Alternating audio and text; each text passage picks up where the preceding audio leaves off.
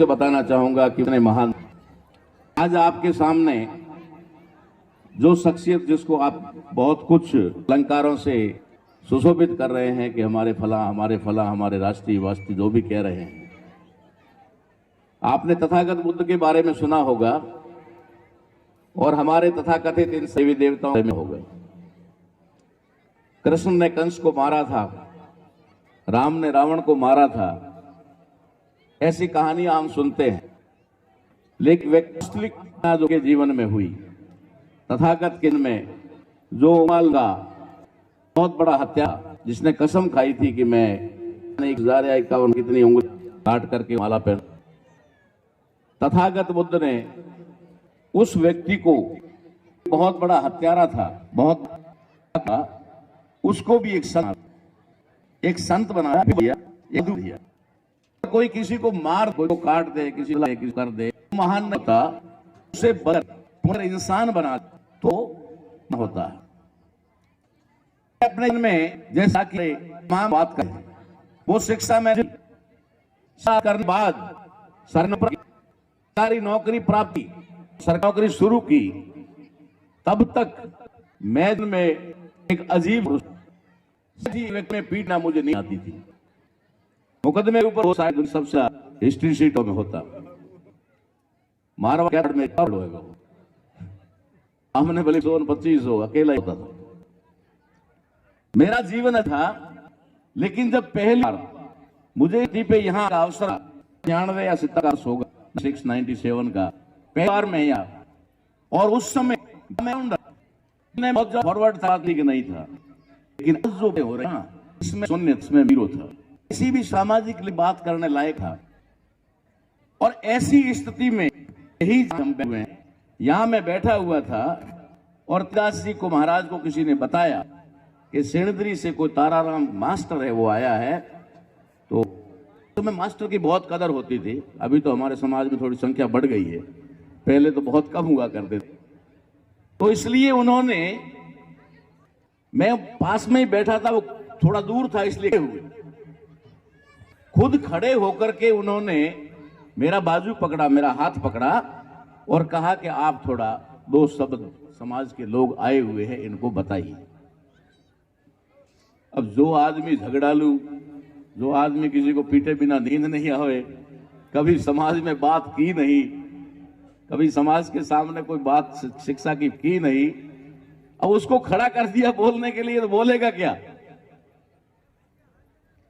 लेकिन जैसे तैसे भी पैर भी कांप रहे थे, हाथ भी कांप रहे थे, जुबान भी रही थी, थोड़ा बहुत 4 लेवल करके फॉर्मेलिटी पूरी की। लेकिन उस व्यक्तित्व को, उस हक को दे के बाद मेरी शुरू खासियत रही है, चाहे कोई भी हो, से पहचान लेता हूं, सामने बात कर जरूरत नहीं। अगर कोई पीठ से जा रहा है ना, उसको पहचान लेता हूं कि आदमी कैसा है। मैंने गुरुवर को उस समय पहचाना, मैंने कहा मेरे जीवन में ये परिवर्तन ला सकते हैं, और उन्होंने वास्तव में परिवर्तन लाया कि आज जो ये बदला हुआ रूप आपके सामने खड़ा है, ये अगर किसी की वजह से है तो मात्र और मात्र इस वास्तविक त्याग पुरुष, मैं इनको त्याग पुरुष कहता हूं, नाम तो था ही त्यागीदास जी, लेकिन त्याग पुरुष थे वास्तव में। और उन्होंने मुझे आज इस लेवल पे लाके खड़ा कर दिया। इसका अगर श्रेय किसी को जाएगा, मैं उस शिक्षा की बात नहीं करूंगा जिस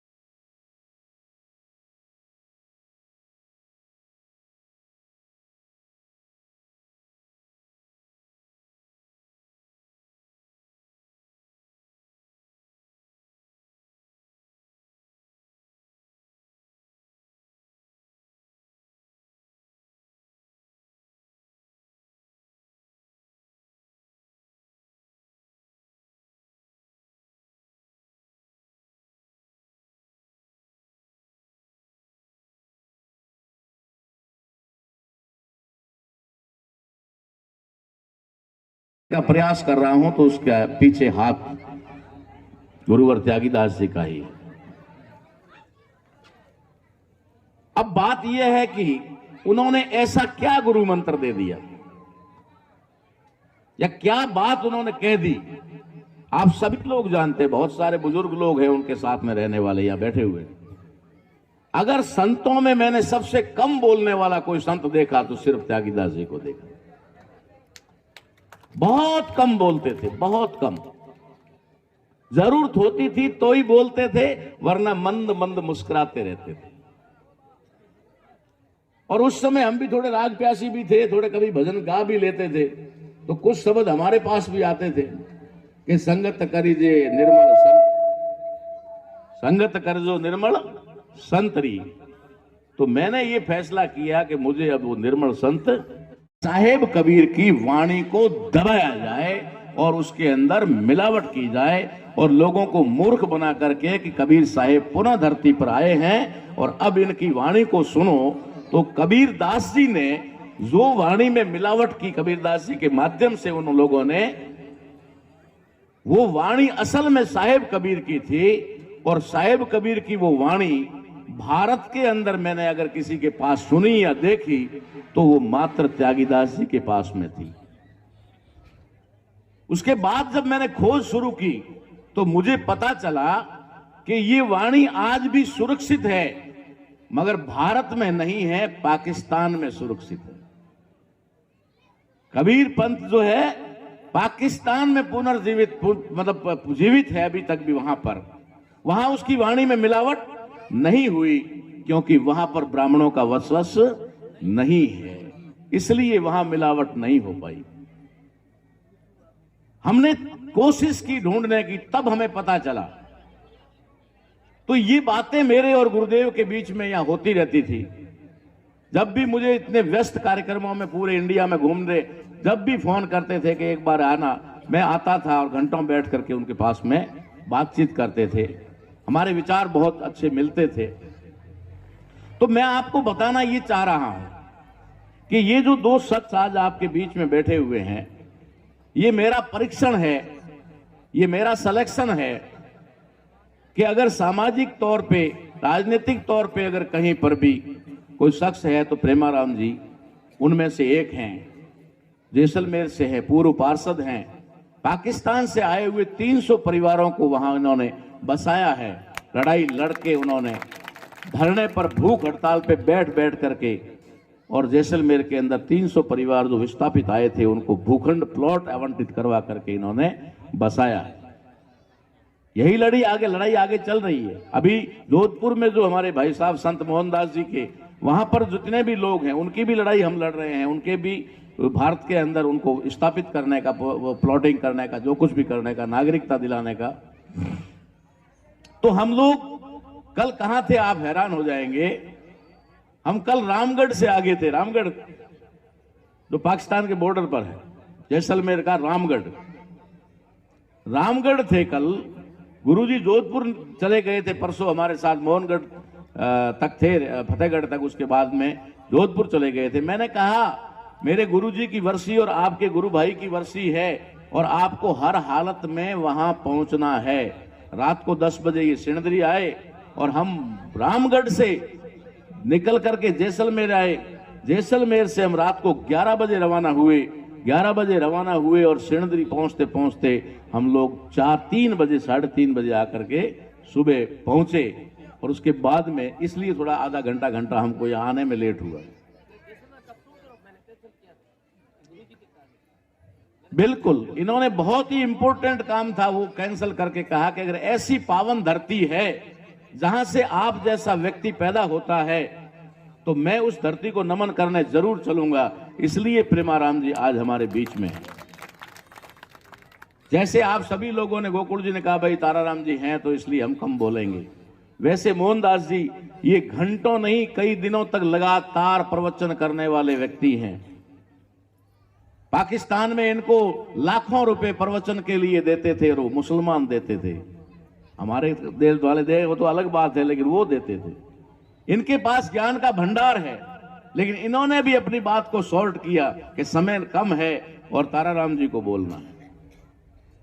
तो ये जो प्यार और स्नेह इन लोगों से मुझे मिल रहा है, उसके पीछे मेरे व्यक्तित्व को निखारने वाले उस महापुरुष का हाथ है, जिसे आज हम वंदन करते हैं, नमन करते हैं। महान हस्ती हमारे बीच में शारीरिक रूप से नहीं है, लेकिन विचार उनके हमेशा अमर रहेंगे, हमारे बीच में रहेंगे। जब भी आते थे बात एक ही चल रही है यहां पर। पहली बात ये, पहली सीढ़ी है शिक्षा। शिक्षा जिसकी बात हर कोई कह रहा है, मंच पे बोलने वाला हर कोई कह रहा है। और त्यागीदास जी महाराज जब भी मैं आता था, आता क्या था, वो बुलाते थे। आप लोग जब उनको 10 रुपए 20 रुपए 10 रुपए 20 रुपए देते थे ना, तो उनके 2 महीने, महीने में, 1.5 महीने में जब 4-5 हजार रुपए पास में इकट्ठे होते थे ना, तो वो गिनते थे कि हाँ 3,000 हो गए, 4,000 हो गए, 5,000 हो गए। तो मुझे फोन करते थे, ताराराम जी जल्दी आओ, मीटिंग करनी है। उन्होंने तिजोरियां नहीं भरी, उन्होंने बोरियां नहीं भरी, उन्होंने अपने शरीर के लिए भी दवाई लेने से भी मतलब एक तरह से परहेज किया कि कम दवाई मेरे ऊपर भी खर्च ना हो। भोजन भी उन्होंने अपने जीवन में किया तो सादे से सादा भोजन किया, लेकिन जो पैसा आप लोगों ने उनके चरणों में चढ़ाया, दिया, वो पैसा उन्होंने समाज की जागृति के लिए, मीटिंगें करने के लिए लगाया। साल में 4-4, 5-5 या 6-6 बार भी कभी कभी मीटिंगें होती थी, और वे उस पैसे को लगा करके मीटिंग करवाते थे। इसके आप सब गवाह हैं, मुझे कहने की जरूरत नहीं। ऐसी स्थिति में आज जो मेरे बीच में एक टीम है, मुझे बड़ा फक्र है। उस समय मुझे बड़ा दुख होता था, ये बात आपको स्वीकार करनी पड़ेगी। जब मैं यहां आता था तो मात्र 1-2 व्यक्ति मुझे त्यागीदास जी के पास मिलते थे, उनमें एक चेहरे हमारे सामने बैठे हुए, इनके अलावा कोई होता नहीं था, बुलाने पर भी नहीं आते थे। ये बात सत्य है। और मैं कहता भी था, अरे भाई तुम इनको पहचान नहीं पा रहे हो, लेकिन उनके मन के अंदर और उनके चेहरे पे कभी मैंने गम नहीं देखा, उनके चेहरे के ऊपर कभी मैंने कोई चिकन नहीं देखा, क्या किस तरीके की उदासी नहीं देखी। जब भी कोई आया मुस्कुराते हुए मिले। शायद उनकी मुस्कुराहट ये कह रही थी कि मेरे जीते जी नहीं, मगर मेरे जाने के बाद तुम मेरा काम जरूर करोगे। ये उनको भरोसा था, ये उनको आस थी, इसलिए वो हमेशा मुस्कुराते रहते थे। और आज ये प्रत्यक्ष रूप में मुझे देखने को मिल रहा है कि इन 4 वर्षों में यहां पर जो सामाजिक जागृति आई है, वो पिछले 20-25 सालों में नहीं आई थी। इसे आपको स्वीकार करना पड़ेगा। आज जो युवा टीम के हाथ में जो यहां की कमान आई है, और खास करके जोईताराम जी की जो टीम बनी हुई है, इस टीम को मैं देख रहा हूं, और समय समय पर वो मुझसे मार्गदर्शन लेते रहते हैं, मैं उनको गाइड करता रहता हूं। तो आज जो कुछ भी आज हमें दिखाई दे रहा है, ये सारा का सारा उनके विचारों की वजह से आज के युवाओं के अंदर जो क्रांति आई है और जो समझ उनके अंदर पैदा हुई है, उसकी बदौलत आज ये हो रहा है और दिखाई दे रहा है। एक का नाम लूंगा तो दूसरे का नहीं होगा, इसलिए पूरी टीम कहता हूं, पूरी टीम। अंबालाल जी कितना कुछ करते हैं इस काम के लिए, गोकुल राम जी जिन्होंने कितना आपसी तालमेल एससी और एसटी का बिठाया है आपस में, जो कभी एक जाजम पर बैठना नहीं चाहते थे, आज इन लोगों के प्रयास की वजह से, तुलसाराम जी जैसे लोगों के प्रयास की वजह से हम एक जाजम पर बैठना शुरू हुए हैं। एक जाजम पर बैठना शुरू हुए हैं तो हम आगे मिलकर लड़ना भी जरूर सीखेंगे, मिलकर हमारे अधिकारों को प्राप्त करना भी सीखेंगे।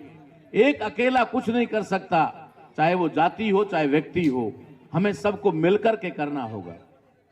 इसलिए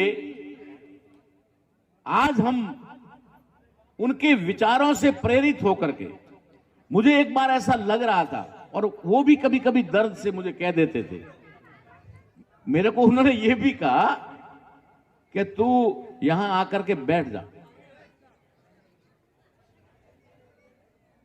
मतलब यहां तक कहते जैसे अपनी अपना होता है ना सिस्टम में, भाई चेला बन जा, चादर ले ले, या फिर यहां का तू बैठ जा, तो उत्तराधिकारी बन जा।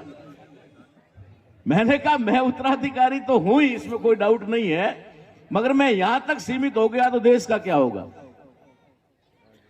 इसलिए मैंने उनको हमेशा भरोसा दिलाया कि आप चिंता ना करें।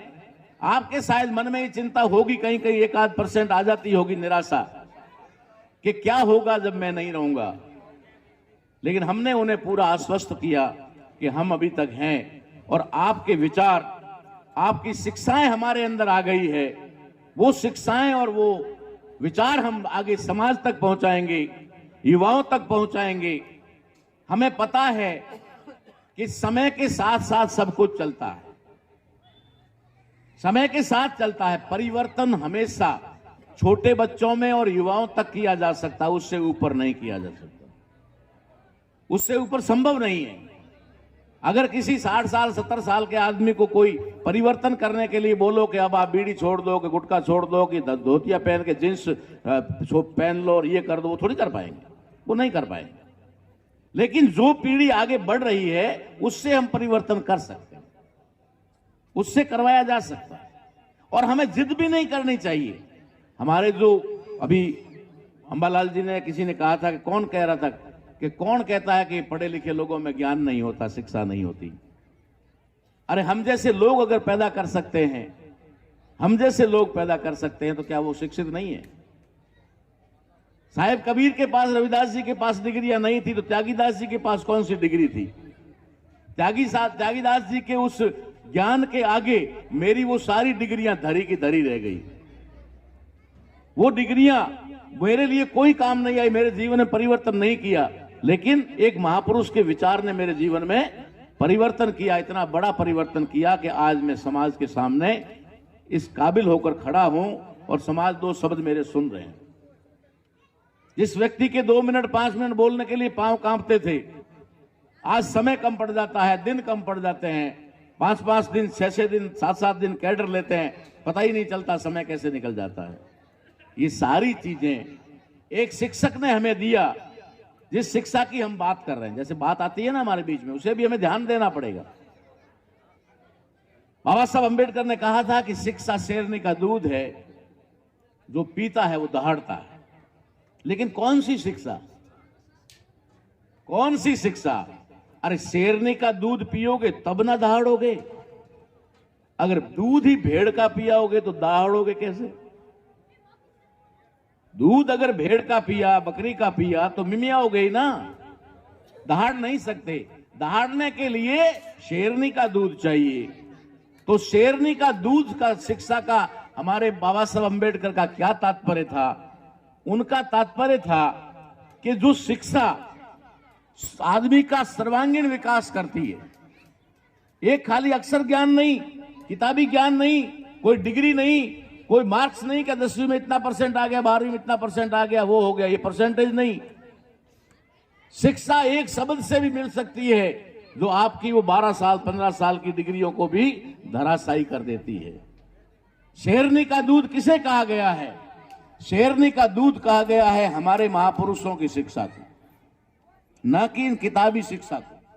किताबी शिक्षा सिर्फ हमें अक्षर ज्ञान दे सकती है, हमें सिर्फ और सिर्फ एक डिग्री दे सकती है, हमें किसी कार्य विशेष में दक्षता दे सकती है। जैसे कोई इंजीनियर है तो वो इंजीनियरिंग करेगा, डॉक्टर है तो मेडिकल में जाएगा, इसी प्रकार टीचर है तो वो टीचिंग में जाएगा। अगर बीएड कर ली मास्टर बन जाएगा, तनख्वाह मिलेगी, पेट पलेगा, घर चलेगा, इससे ज्यादा नहीं हो सकता।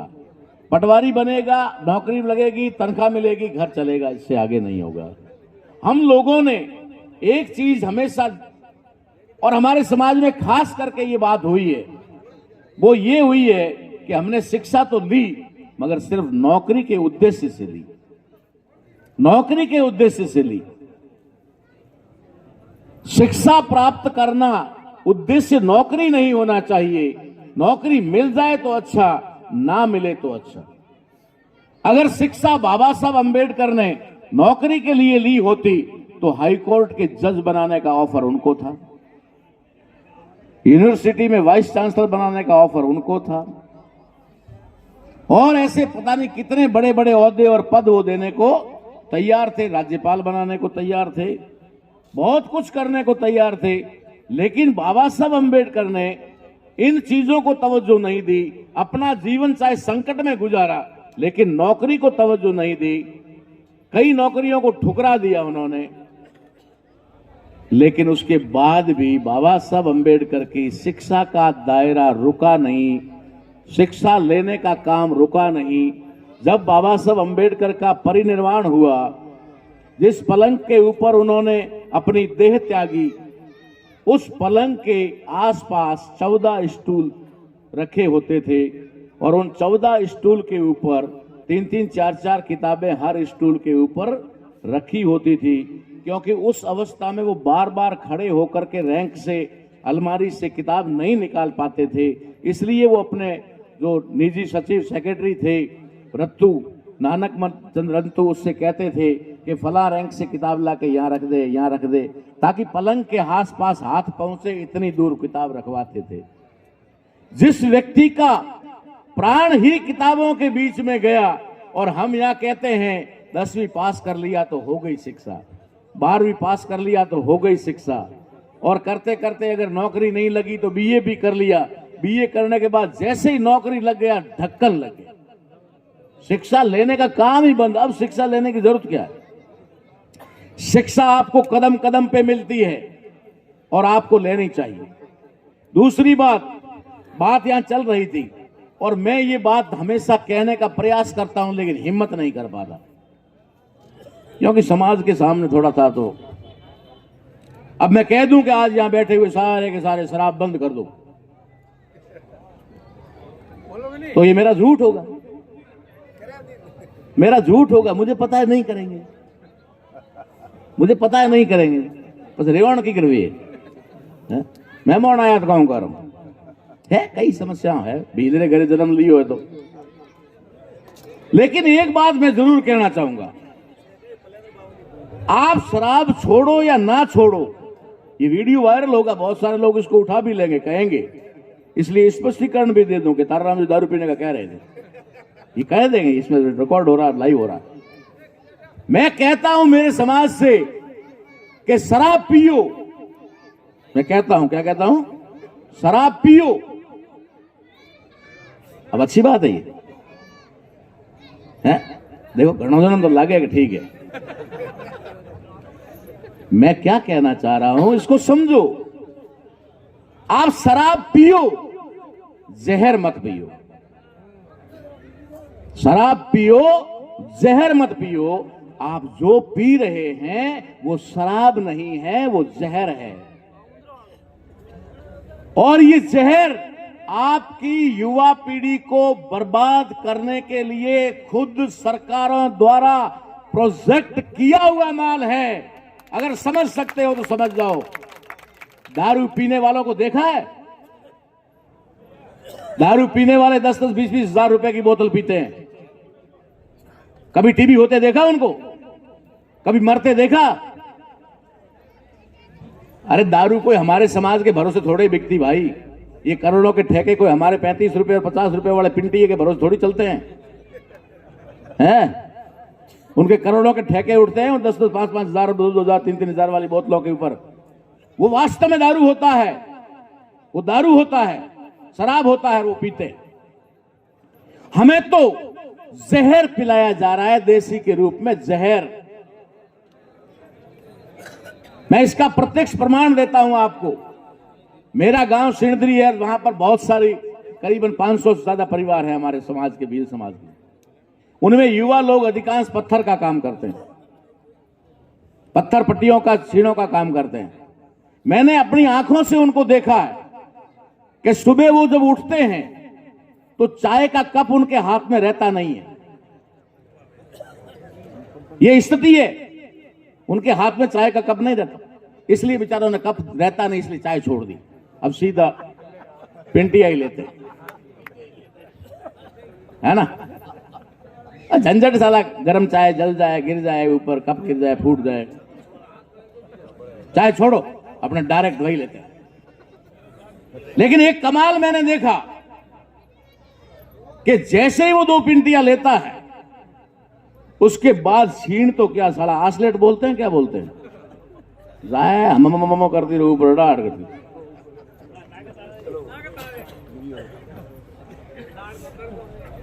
ये बात समझने की है, आपको बता रहा हूं, ठीक है। अब दूसरा उदाहरण इसका देता हूं। जिस व्यक्ति ने लगातार 2 महीने 3 महीने अगर पिंटिया पी लिया, बढ़िया प्यारा नाम है पिंटिया, अगर वो पी लिया तो वो जिंदगी में अपने प्राण छोड़ेगा, घर छोड़ेगा, बीवी छोड़ेगा, बच्चे छोड़ेगा, लेकिन पिंटिया नहीं छोड़ेगा। छोड़ ही नहीं सकता, क्योंकि उसका शरीर उसका आदी हो जाता। आप चर्च वाले को, स्मैक वाले को स्मैक नहीं छुड़ा सकते। आप उस स्मैक से उसको 12 साल 15 साल दूर रख लो, लेकिन जैसे ही स्मैक पिए हुए आदमी के संपर्क में आएगा, उसके शरीर में आग लग जाएगी, भभक लग जाएगी और उसके गले पड़ जाएगा, ला मुझे दे, ला मुझे दे, ला मुझे दे। यह है आपके पिंटिये का कमाल। तो दारू पियो प्यारो, शराब पियो, मगर पिंटिया छोड़। इतनी हाथ जोड़ के विनती करता हूं। ये सरकारों के द्वारा आप लोगों को तबाह और बर्बाद करने के लिए स्पेशल किया हुआ प्रोडक्ट है। यह उत्पादन आपके लिए है, आपको मारने के लिए है। इसलिए अगर पीने का शौक है, पीना मजबूरी है, तो शराब पी लो यारो, जहर मत पियो। इन चीजों को बंद कर दो। कोई भी चीज होती है, दुकान में माल आता है, दुकान वाले वो कौन सी डिपार्टमेंट है, वो है फूड, वो आते हैं, मिर्ची भी चेक करते हैं, नमक भी चेक करते हैं, तेल भी चेक करते हैं। उनको पूछो रे जाकर ठेके में ये पिंटिया भी चेक कर लो, थोड़ा इसका भी लेबोरेटरी कर लो। ये क्यों हमारे समाज को तबाह और बर्बाद करने के लिए गया है? नशा कोई भी अच्छा नहीं होता, नशा कोई भी अच्छा नहीं होता। मैं भी ये नहीं कहता कि नशा मत करो, लेकिन कम से कम जहर तो मत पियो।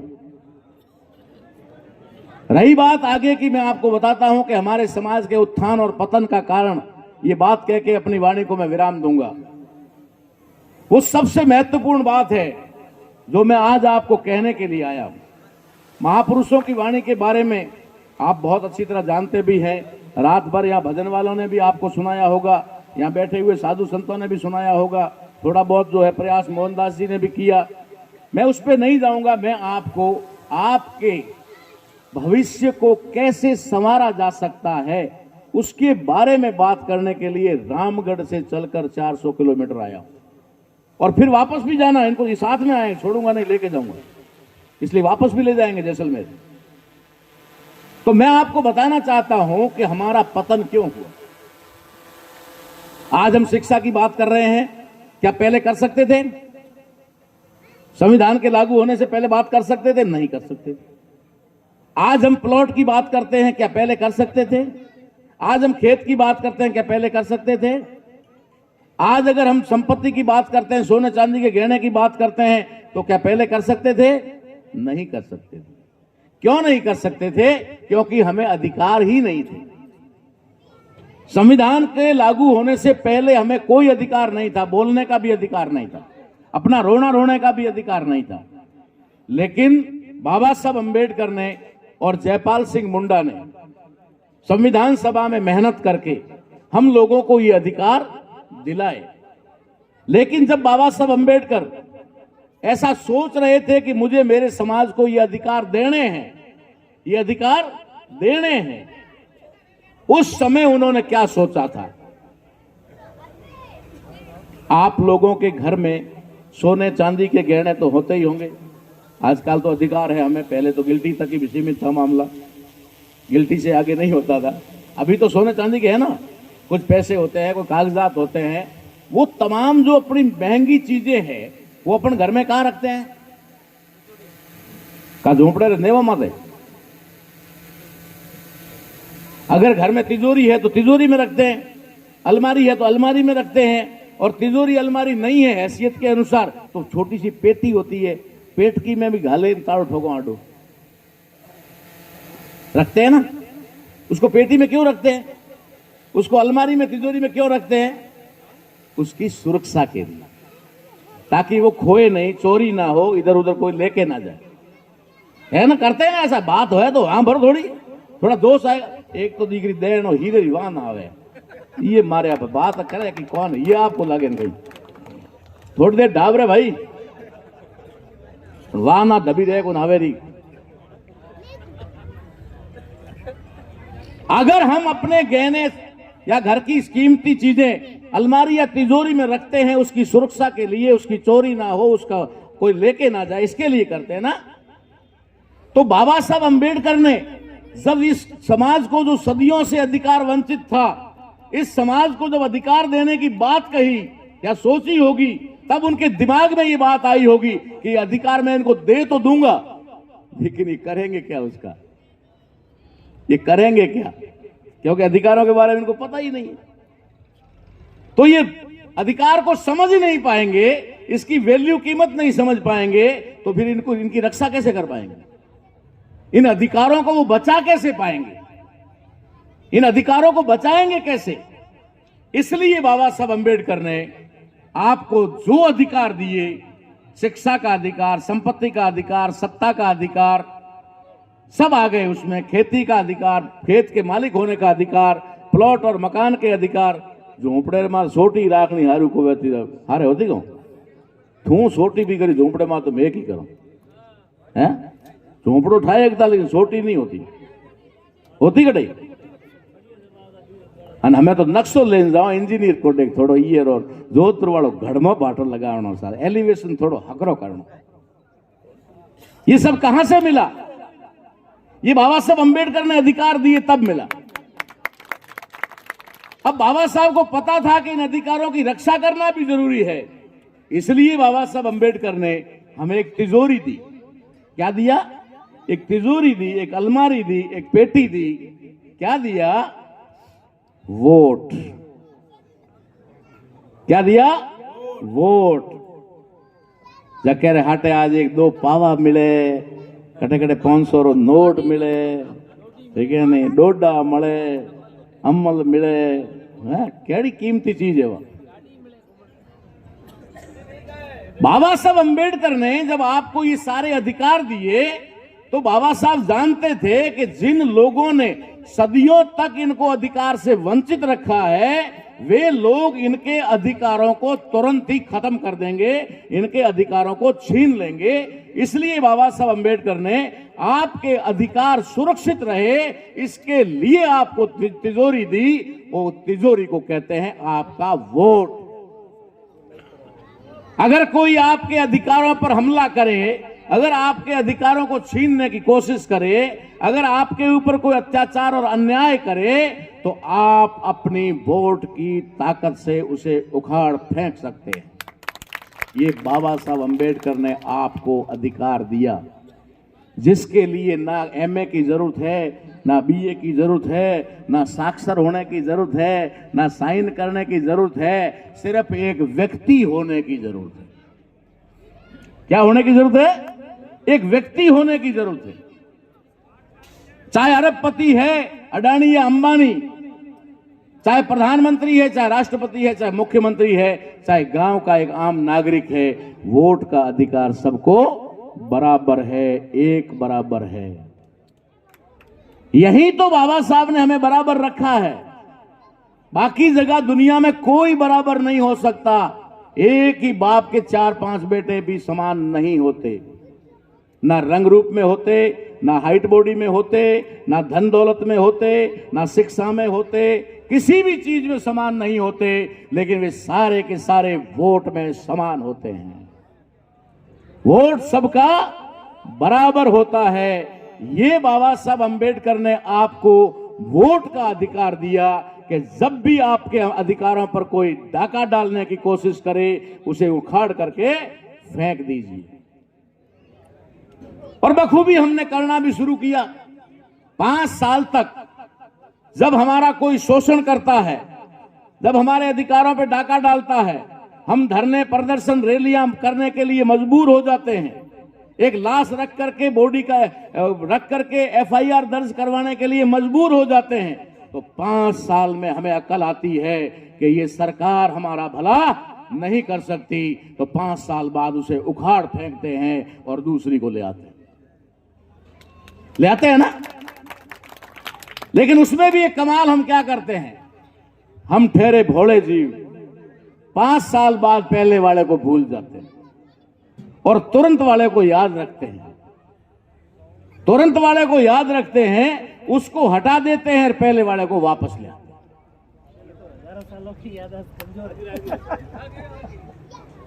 5 साल उसको बदला, 5 साल उसको बदला। 40 साल से तो मैं राजस्थान में देख रहा हूं, 20-25 साल से केंद्र में देख रहा हूं। देख रहे हैं ना,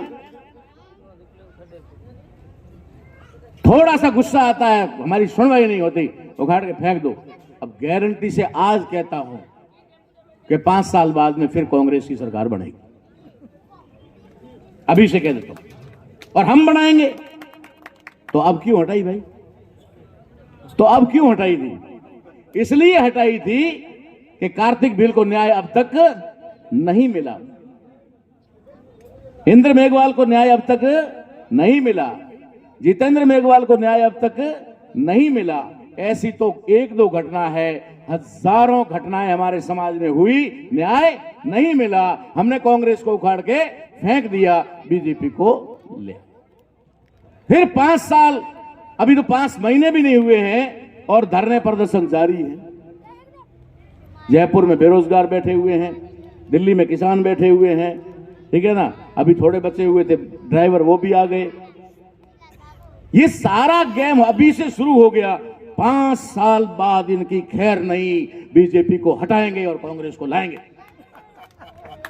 बड़ा गुस्सा आता है साला, है ना। इतना जोश है हमारे अंदर। 5 साल बड़ी मुश्किल से निकालते हैं बदलने के लिए, और फट से बदल देंगे।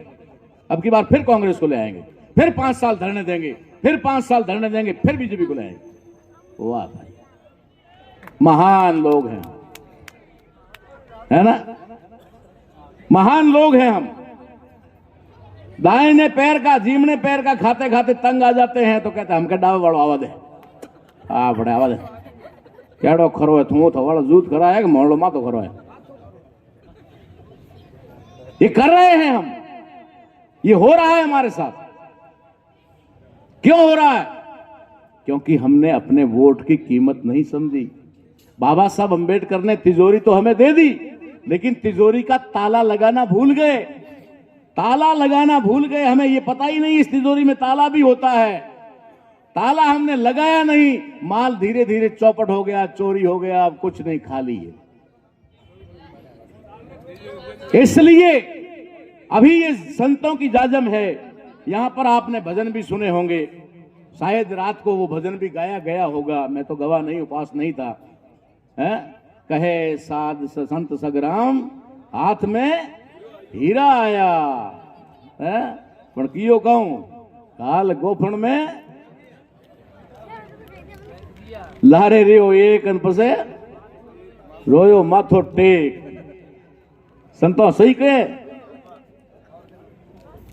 बाबा साहब अंबेडकर थोने हीरा दिया।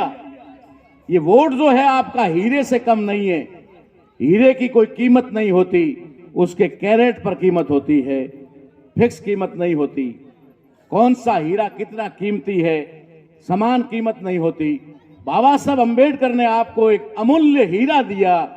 हमने 72 साल में, 73 साल में गोफण में डाल डाल के। अब रही बात, ये आ रहा है लोकसभा का चुनाव और आखिरी हीरा बचा है आपके पास, आखिरी हीरा बचा है आपके पास, और गोफण लेके हम तैयार बैठे हैं। और अगर इसको फेंक दिया तो हीरा बचेगा ही नहीं, फिर फेंकोगे क्या?